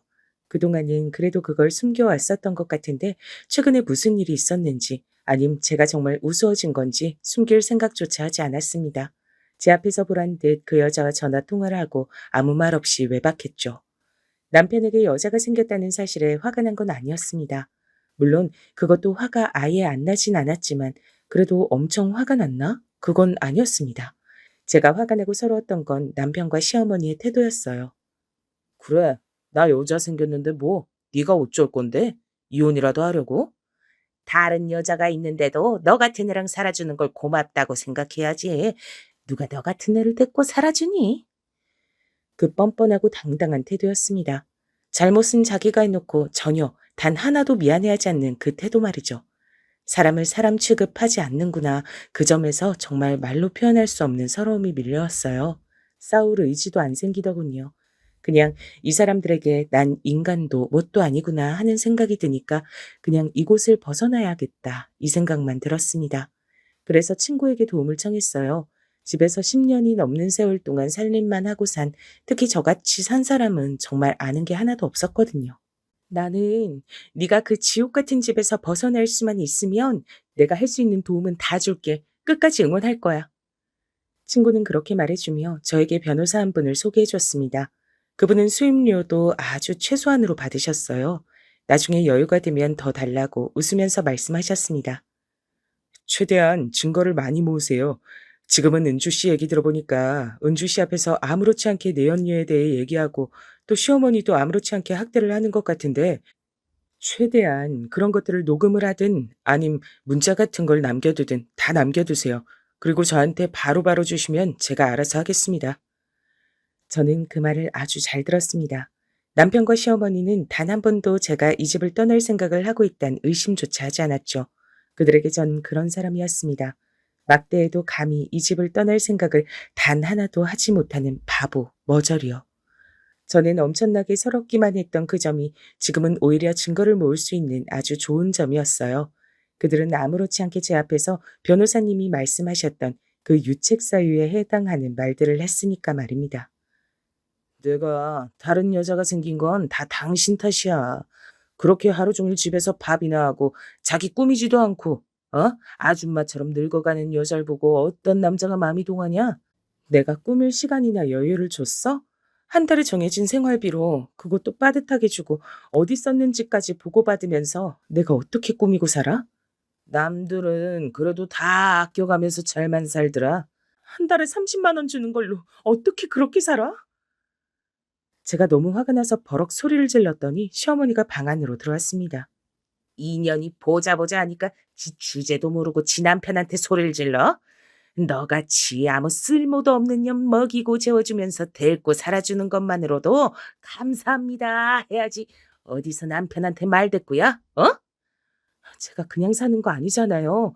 저도 집안일하고 애 키우고 다 하잖아요. 시어머니의 손이 제 볼로 날아들었습니다. 짝 하는 아주 큰 소리가 울려 퍼졌어요. 이년이 또 맞을 짓만 하지. 어디서 말대꾸야? 운동을 하러 갔던 시아버지가 집으로 들어오기 전까지 시어머니의 막말과 폭력은 계속됐습니다. 그리고 그 모든 대화의 내용은 고스란히 녹음이 됐어요. 이 정도면 충분하겠네요. 아니, 충분하고도 남음이 있어요. 그리고 그동안 생활비는 계좌로 받으셨죠? 그 내역도 저한테 다 주세요. 본격적으로 이혼 소송 준비에 들어갔습니다. 그간 모아온 자료들을 세세하게 검토한 변호사분은 제가 남편에게뿐만 아니라 시어머니에게도 정신적, 신체적 피해 보상금을 받을 수 있을 것 같다고 하시더군요. 그리고 저는 서울 변두리에 작은 방 한 칸을 얻었어요. 월세로 말입니다. 그리고 아들에겐 미리 말했습니다. 엄마는 아빠와 이혼 소송을 준비 중이고, 그리고 곧 이 집에서도 나갈 거니까 너도 준비하고 있으라고 말이죠. 나는 무조건 엄마 따라갈 거야. 그리고 무조건 엄마 편이야. 아들의 그 말에 힘이 났습니다. 최대한 아들이 모르게 하려고 해왔다고 했지만 어떻게 모를 수 있었겠어요. 알면서 숨죽이고 방 한쪽에 몸을 쏘그리고 있었을 아들을 생각하니 눈물이 앞을 가렸습니다. 그리고 때를 기다렸죠. 바로 집을 나올 때 말이죠. 그리고 얼마 지나지 않아 바로 그때가 왔어요. 남편이 그 상간녀를 집으로 데려온 겁니다. 제가 없는 사이 말이죠.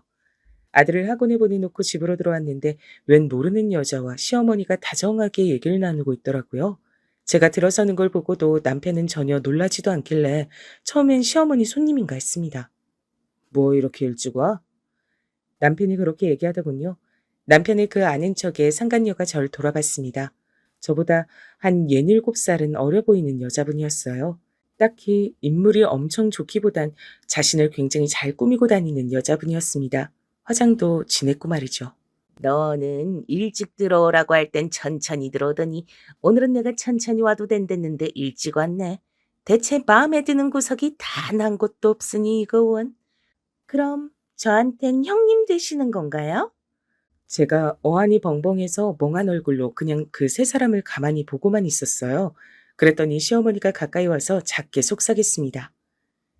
대충 모른 척하고 방 안으로 들어가 있어. 어차피 네가 여기서 난리 쳐봐야 달라질 것 없다. 시어머니는 저에게 그렇게 살벌한 얼굴로 말하고선 뒤를 돌아 그 여자를 향해 웃었습니다. 알고 봤더니 그 여자분은 집에 돈도 꽤 있는 여잔 것 같더라고요. 들어오고 온 것들도 비싸 보였고 말입니다. 아마 시어머니는 저를 치우고 그 여자를 며느리로 맞을 꿈을 꾸시고 있는 듯 했습니다. 저는 조용히 방으로 들어왔어요. 그리고 짐을 쌌습니다. 아이가 학원을 마치는 시간을 계산해 챙긴 짐을 들고 방 안에서 나왔어요. 이 집에서 10년이 넘는 세월 동안 살았는데 제 것이라 말할 만한 물건은 그냥 가방 하나에 다 챙겨지더라고요. 짐을 챙기는데 그 사실이 더더욱 슬펐습니다. 그렇게 방 문을 열고 나왔는데 그 상간녀는 아직 가지 않고 있더라고요. 혹시 몰라 방 안에서 녹음기를 켜서 나온 게 다행이란 생각이 들었습니다. 어머, 집 나가시게요? 그러실 필요 없어요. 저 오빠랑 결혼할 생각은 없는데.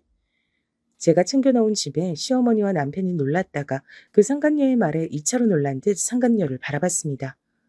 자기, 나랑 결혼할 생각이 없다고? 당연하지. 전에도 말했었잖아. 그거야 내가 마누라가 있어서 한 말 아니었어? 정리하면 해결된 문제잖아. 오빠, 내가 뭐가 모자라서 애딸린 이혼남이랑 결혼해? 나 그러면 부모님께 재산 상속 하나도 못 받아. 가만히 그 얘기를 듣고 있던 시어머니가 말을 보탰습니다. 그럼 우리 아들은 왜 만나는 거니? 저한테 설설 기면서 잘해주는 게 귀엽잖아요. 상간녀의 그 말에 그녀를 제외한 모든 사람이 할 말을 잃었습니다. 웃음이 나더군요. 저런 취급을 받으면서 떠받들듯 모셨는데 정작 자신을 장난감으로 생각하는 여자에게 남편이 휘둘렸던 사실이 말입니다. 전 상관하지 않고 현관 쪽으로 걸어갔어요. 아니, 나가실 필요 없다니까요.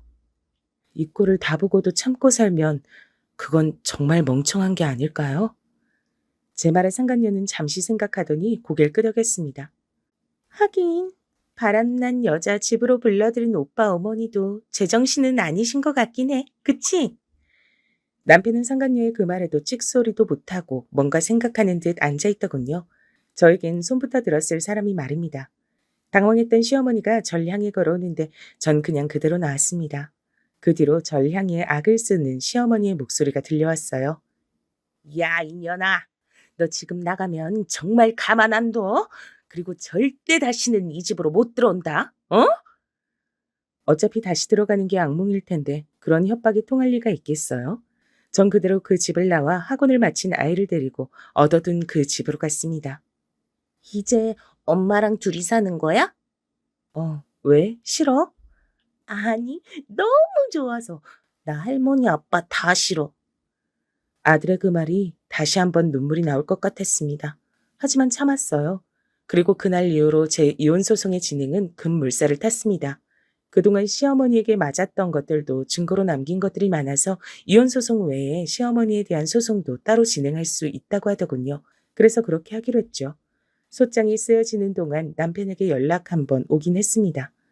정말 이혼이라도 하겠단 거야? 그럼 내가 그냥 집을 나온 줄 알아? 그래. 어디 버틸 수 있을 때까지 버텨봐. 네가 뭘 할 줄 알아서 애까지 데리고 나가서 혼자 사냐? 나중에 무릎 꿇고 빌면서 들어올 텐데 오래 자존심 세우지는 마라.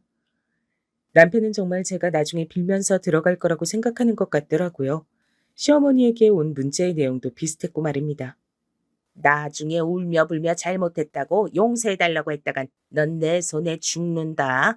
어딜 감히 여자가 짐을 싸서 집을 나가? 하고 말이죠. 하지만 그들은 얼마 지나지 않아 제 말이 진심이었다는 사실을, 그것도 아주 본격적으로 준비까지 해오고 있었다는 사실을 알게 됐습니다. 소송장이 2개가 날아갔으니 말입니다. 소장을 받은 이후로 제 전화통은 말 그대로 불이 났습니다. 남편과 시어머니가 번갈아 가며 전화를 해댔어요. 우선 남편은 정말 놀란 것 같더라고요. 제가 이혼 소송을 할 줄은 정말 단 한 번도 생각해보지 못한 사람 같았습니다. 이거 진심이야? 너 제정신 맞지? 네가 지금 나한테 이혼 소송장을 날린 거야? 변호사님 말씀이 그동안 당신이 너무 많은 잘못을 해서 내가 무조건 이기는 싸움이래. 그러니까 당신도 변호사를 구하든 아님 얌전히 소송을 당하든 해. 난 절대 합의해줄 마음 없어. 당신 괴롭힐 수 있을 만큼 괴롭힐 거니까. 야, 아니 여보. 남편이 다급한 목소리로 불렀지만 저는 전화를 그대로 끊었습니다. 그리고 시어머니 전화는 받지도 않았어요. 그 목소리조차 소름이 끼치게 듣기가 싫었거든요. 그랬더니 장문에 문자가 와 있었습니다. 야 이년아, 네가 지금 제정신이야? 빌어도 용서해 줄까 말까 한 판국에 감히 시어머니 소송을 해? 구구절절 6분인 문자였어요. 쌍년이네, 뭐 재수 온 붙은 년이네, 죽일 년, 미칠 년. 그 험악한 내용들의 문자도 바로 변호사님께 전송했습니다. 참 멍청하신 게 우리에겐 다행이긴 한데 라고 말하며 혀를 차시더라고요. 그리고 또 며칠의 시간이 지났습니다. 사실 저는 그동안 정말 편안하고 꿈 같은 며칠을 보냈거든요. 제가 늦잠을 자도 뭐라고 하는 사람도 없고 또 제가 집안일을 조금 미뤄도 아무도 소리를 지르지 않으며 여유롭게 커피 한 잔을 할 수 있는 시간을 가질 수 있게 된 이 모든 환경이 정말이지 꿈 같았습니다. 너무 행복했어요. 억만금을 줘도 다시 그 집으로 돌아가고 싶지 않을 만큼 말입니다. 그리고 열쇠고리 주문도 더 받기 시작했습니다. 이제는 일을 조금 더 본격적으로 할 수 있게 됐으니까 말입니다. 그래서 변호사님의 도움을 받아 사업자 등록증도 냈고요. 그리고 본격적으로 만들어 팔기 시작했습니다. 며칠 지나지 않았지만 그 전보다 확실히 주문이 많이 들어오더군요. 사실 그동안은 하루에 만들 수 있는 개수가 정해져 있다 보니 주문을 조금밖에 안 받기도 했고 말이죠. 나도 이거 달고 다니니까 주위에서 다 어디서 샀는지 물어보더라. 너무 이쁘다고. 내가 인스타그램 하는데 거기 팔로워가 좀 있거든. 거기 사진 찍어 올렸잖아. 내 친구가 만든 건데 실물이 너무 이쁘다고. 그랬더니 연락 엄청 왔어. 어디서 살 수 있냐고. 세상은 아직 살만하고 따뜻하다고 느꼈어요. 저를 위해 이렇게 도움을 주고 제가 그 집을 탈출한 걸 진심으로 축하하고 응원해주는 친구들을 보면서 그런 생각을 했습니다. 내가 너무 늦었구나 하고 말이죠. 느낌 뭐가 늦어. 이제 시작해도 우리는 한창인 나이야. 그 말을 들으니 눈물이 날 것 같더라고요. 그렇게 주문이 들어온 열쇠고리도 배송하고 친구들과 만나서 많은 얘기를 듣고 온 날 밤이었습니다. 시어머니에게 전화가 왔어요. 그동안은 뭘 알아보고 다닌 건지 아님 다른 생각이 있는 건지 한동안 연락이 오지 않았거든요. 근데 밤늦게 전화가 오니 왜인지 모르게 받아야겠다는 생각이 들긴 하더라고요. 그래서 받았습니다. 웬일로 시어머니는 어딘가 상냥한 목소리였죠. 받자마자 소리 지를 걸로 생각했는데 말이죠. 우리가 안 볼 땐 안 보더라도 그래도 오랜 시간 가족이었는데 마지막으로 얼굴 한 번은 봐야 하지 않겠니? 식사라도 한번 하자. 그동안 네가 내 밥상을 다 차려줬으니 이번엔 내가 음식을 하마. 집으로 오거라. 처음엔 거절할까 생각도 했었습니다. 하지만 시아버지와 인사도 하고 나오지 않았던 것도 생각이 났고 어차피 끝나는 마당에 그래도 얼굴 한번 보고 인사는 해야겠다 하는 생각이 들기도 했죠. 게다가 시어머니가 저렇게까지 제발 밥이라도 한번 먹어달라는데 그것까지 거절하긴 조금 그렇더라고요. 그래서 알겠다고 했습니다. 애는 데리고 오지 말거라. 왜요? 어른들끼리 하는 말 애가 들어서 좋을 거 없잖니. 웬일로 맞는 말씀을 하시나 싶었지만 그게 맞는 말이긴 하니 알겠다고 했습니다. 아무리 아이가 이 현실을 받아들이고 있다곤 해도 그걸 직접 보고 듣는 것과는 또 차이가 있을 것 같아서요. 그리고 시어머니가 지금은 저렇게 나오지만 또 본인이 화가 나면 무슨 말을 어떻게 하실지 모르는 분이니 저도 그게 낫다고 생각했고 말입니다. 그렇게 함께 밥을 먹기로 한 날이 밝았어요. 사실 이상한 점이 없는 건 아니었습니다. 남편은 아예 모르고 있다는 점이 우선 그랬고요. 제가 내일 밥 먹는 자리에 남편도 나오냐 물었고 남편은 생전 처음 듣는 얘기라며 영문을 몰라 하더군요. 그래서 정말 마지막으로 저에게 밥을 차려주려고 그러나 하는 생각을 안 한 건 아닙니다. 그러실 분이 절대 아닌데 하는 생각이 물론 더 컸지만요. 이제 남이 될 사람이다 보니 그 집에 가는 것도 손님의 마음으로 가게 되더라고요. 그래서 빈손으로 가기 뭐해 과일과 음료수를 사서 들고 집으로 갔습니다. 기분이 이상하네. 말 그대로 기분이 이상했습니다. 10년이 넘는 세월 동안 살았고 얼마 전까진 우리 집이었는데 지금은 정말 남의 집 같은 기분이 들었죠. 게다가 보기만 해도 어딘가 숨이 턱하고 막히는 기분이 들더라고요. 새삼 내가 그 안에서 아주 불행했다고 하는 생각이 들어 어딘가 씁쓸해졌습니다. 하지만 이게 마지막이라고 생각하니 그 기분도 오래가진 않았어요. 손님처럼 벨을 눌렀습니다. 그러니 시어머니가 안에서 나오시더군요. 왜 손님처럼 배를 누르고 그러니? 시어머니가 그렇게 얘기하시더라고요. 그냥 아무 말 없이 집 안으로 들어가며 생각했습니다. 이제는 이 집 가족이 아니라 손님인데요. 하고 말이죠. 그렇게 집 안으로 들어가니 맛있는 냄새가 진동했습니다. 그리고 상을 봤는데 굉장히 많은 것들을 차려놓으셨더라고요. 전 이 집에 시집와서 그런 상은 처음 받아봤습니다. 아니, 시어머니가 절 위해서 음식을 한 것 그 자체가 처음이긴 했어요. 이걸 다 혼자 하셨어요? 그냥 순수한 놀라움에 그렇게 물었던 것 같아요. 분명 이러실 분이 아닌데 놀랍긴 했거든요. 그랬더니 시어머니는 상당히 상냥한 얼굴과 말투로 웃으면서 그렇다고 하더라고요. 사실 저는 사람이 한순간에 그렇게 변하는 게 가능하다고 생각하진 않았거든요. 제가 오랫동안 봐온 시어머니는 더더욱 그랬고 말이죠. 그래서 그냥 소송을 취하해달라고 부탁하려는 거거나 혹은 다시 집으로 들어오라는 말을 할 줄 알았습니다. 그리고 어느 정도는 그 예상이 맞긴 했어요. 소송 다 취하하고 다시 집으로 돌아올 순 없는 거니? 내 손주도 내가 못 보고 살 순 없고 또 내가 반성하고 있다. 그리고 애비도 그 여자랑 헤어졌어. 나중에 알게 된 사실이지만 남편은 그 여자랑 헤어진 게 아니라 일방적으로 차인 거긴 했습니다. 제가 이혼 소송을 했다는 사실을 알게 된 그 상간녀는 바로 남편을 찾다고 해요. 자기는 남편과 결혼하거나 미래를 꿈꿨던 적이 단 한 번도 없다면서 말이죠. 이제 끈떨어진 이혼남이 된 거죠. 저는 시어머니의 그 말에 조용히 고개를 저었습니다. 이렇게 한 번에 모든 걸 용서하고 다시 들어올 생각이었으면 그렇게 나가지도 않았죠. 저는 수백 번, 수천 번, 아니 수만 번 생각하고 내린 결정입니다. 그리고 오늘 이 집으로 들어오면서 다시 한번 절대 돌아올 수가 없겠구나 깨달았어요. 밖에서 보는데도 숨이 턱 막히더라고요. 제가 그동안 이 지옥 같은 곳에서 어떻게 살았나 싶을 정도로 말이에요. 사실 제가 이렇게 얘기하면서 시어머니가 바로 소리를 지를 줄 알았거든요. 그걸 감수하고 얘기한 거였는데 다시 돌아오지 않겠다는 것을 확실하게 하려고 말이죠. 하지만 시어머니는 제 예상과 달리 소리를 지르거나 뭔가를 던지거나 하시지 않았습니다. 그냥 가만히 얘기를 듣고 있더니 자리에서 벌떡 일어섰어요. 국 다 됐겠네. 일단 밥부터 먹자.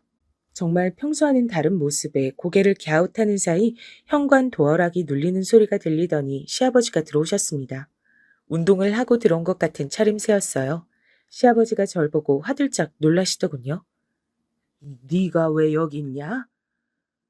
뭐 집을 나가긴 했지만 그래도 못 볼 사람을 본 것 같은, 그러니까 마치 귀신을 본 것 같은 시아버지의 그 태도에 오히려 놀란 건 저였습니다. 그래서 어벙벙한 얼굴로 말했죠. 어머님이 마지막으로 밥 한 끼 하자고 하셔서 왔어요. 아버님도 같이 드세요. 그때 주방에서 국을 들고 나오던 시어머니가 시아버지를 발견했어요. 그리고 시어머니가 놀란 듯 물었습니다. 당신 오늘 저녁 먹고 들어온다더니? 그거 취소돼서 일찍 들어왔는데 당신 지금. 시아버지가 뭔가를 말하려 했고 시어머니가 그런 시아버지를 가로막고 제 앞에 국그릇을 탁 하고 내려놨죠. 당신 밥 먹을 거 아니면 방으로 들어가 있어요. 그리고 단호한 말투로 그렇게 말했습니다. 전 이 모든 상황이 이상하긴 했어요. 시아버지가 들어올 수도 있지. 시어머니가 이렇게 놀라는 것도, 저를 귀신 본 듯 바라보는 시아버지도, 그리고 제 앞에 국그릇을 두는 시어머니를 보고 기함하는 표정을 짓는 시아버지도 말입니다. 네가 좋아하는 쑥국 했다. 어머닌 이거 안 좋아하시잖아요. 결혼하고 얼마 되지 않아서 쑥국을 끓였다가 뒤통수를 맞은 기억이 있거든요. 너는 시어머니 식성 하나도 아직 파악이 덜 됐냐면서 말이죠. 그 이후론 좋아하지만 구경도 못 해본 쑥국이었습니다. 너 먹으라고 했어. 먹어. 꼭꼭 씹어라. 많이 먹어. 그렇게 말하며 웃는 시어머니를 보며 한술 뜨려고 했습니다. 본인이 안 먹는 음식을 절 위해 했다는데 안 먹을 순 없잖아요. 제가 시어머니를 싫어하고 말고를 떠나 그건 기본적인 예의의 문제니까요. 근데 그 순간이었어요. 아가야, 안 된다. 시아버지가 그렇게 소리를 지르며 순식간에 다가와 그대로 밥상을 엎었습니다. 전 순간 너무 놀라 숟가락을 든 채 굳었어요. 그리고 그건 시어머니도 마찬가지였습니다. 당신 이게 뭐 하는 짓이야? 시어머니가 소리를 질렀고 제가 영문을 모르고 있는 사이 시아버진 제 손에 들린 숟가락마저 쳐냈어요. 그리고 말했습니다. 여기 뭘 넣었는지 내가 모를 줄 알아? 시아버지의 그 말에 시어머니가 그 자리에서 굳었습니다. 그리고 제 머리가 하얗게 변했어요. 며느라기 죽이려고 독 탄 거 내가 모를 줄 아냐고. 저는 정말로 놀라서 그 뒤론 기억이 잘 나지 않아요. 그냥 제가 이성을 잃고 쓰러졌다는 기억과 그런 절 시아버지가 119에 신고했으며 눈을 뜨니 눈앞엔 하얀 천장이 보였습니다. 응급실이었어요.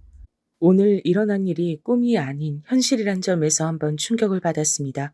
그 일이 진짜라는 것에 말입니다. 그리고 차례대로 의사와 경찰이 왔죠. 드시지 않았다고는 얘기 들었고요. 그리고 혹시나 몰라서 검사는 다 진행했습니다. 단순히 충격으로 쓰러지신 것 같으니까 이거 수액 다 맞으시면 퇴원하셔도 될 것 같아요. 퇴원하시면 바로 서로 같이 좀 가주셔야 될 것 같습니다. 거기서 증언을 좀 해주셔야 할 것 같아요. 119에 신고하면서 시아버지가 소방관에게 제가 혹시나 독을 먹었을 수도 있다고 얘기했고 그 말을 들은 소방관이 경찰에 신고한 모양이더라고요. 그 결과 시어머니는 그대로 현행범으로 잡혀가셨고 말입니다. 수액을 다 맞고 경찰로가 제가 소송을 준비 중이란 사실과 시어머니에게서 연락이 온 시기, 밥을 먹자고 말한 것, 기타 등등 모든 것을 다 진술했어요. 진술 시간만 몇 시간이 걸렸습니다. 그리곤 경찰서를 나왔어요. 시아버지가 입구에서 절 기다리고 계시더군요. 미안하다, 아가. 그리고 저에게 고개 숙여 사과하셨습니다. 사실 저도 정신이 없긴 했지만 그런 시아버지에게까지 화를 내고 싶지 않아 살려주셔서 감사하다고만 말하고 돌아나왔죠. 시어머니는 징역을 살게 됐고 그 사이 남편에게서 여러 번 탄원서를 써달라는 부탁을 받았지만 쓰지 않았습니다. 시어머니는 살인미수로 형을 살게 되셨고 당연히 제 이혼도 바로 성립됐죠. 전 꽤 상당한 양의 재산 분할과 위자료를 받을 수 있었습니다. 당연히 양육권도 제가 갖게 됐고 말이죠. 알가 얘게 될까 두려워 사실 그 누구에게도 말을 하지 않았어요. 제 입으론 말이죠. 하지만 이런 일은 어디서들 그렇게 듣고 소문이 나는지 주변에선 다들 아시더라고요. 그래서 저와 아들은 경기도 외곽으로 이사를 했습니다. 아무도 저희 모자를 모르는 곳으로 말입니다. 그리고 지금은 조용히 잘 살고 있어요. 아이도 새로운 학교에 굉장히 적응을 잘하고 있고 저도 분할받은 재산과 위자료로 집을 얻었습니다. 경기도라 꽤 괜찮은 집을 구할 수 있었죠. 서울이면 택도 없었을 텐데 말이죠. 그리고 열쇠고리도 꽤 잘 팔리고 있어요. 생활비와 아이를 양육하고도 남을 만큼 말이죠. 물론 대단히 큰 금액은 아니지만 말입니다. 물론 그 사건의 충격이 완전히 지워진 건 아닙니다. 아직도 자다가 벌떡 깨기도 하고 꿈에 절 죽이려는 시어머니가 나오기도 해요. 하지만 대부분의 날은 조용히 평화롭게 지내고 있습니다. 그 전과 비교하면 꿈과 같은 생활을 하면서요. 제 얘긴 여기까지입니다. 시어머닌 그 안에서도 이거 달라 저거 달라 요구가 많아 시아버지가 고생하신다 들었어요. 이젠 저와 상관없는 얘기지만요. 남편도 소문이 다 나는 바람에 직장을 옮겨야 했고요. 시아버지는 조금 안 된 기분이 들지만 남편은 업보라고 생각합니다. 그게 맞고요. 이제 정말 얘기를 마쳐야겠네요. 어떻게 들으셨는지 모르겠어요. 정말 막장보다 더 막장 드라마 같은 얘기죠? 이런 일이 현실에도 있더라고요. 긴 얘기 들어주셔서 감사합니다. 건강 조심하세요.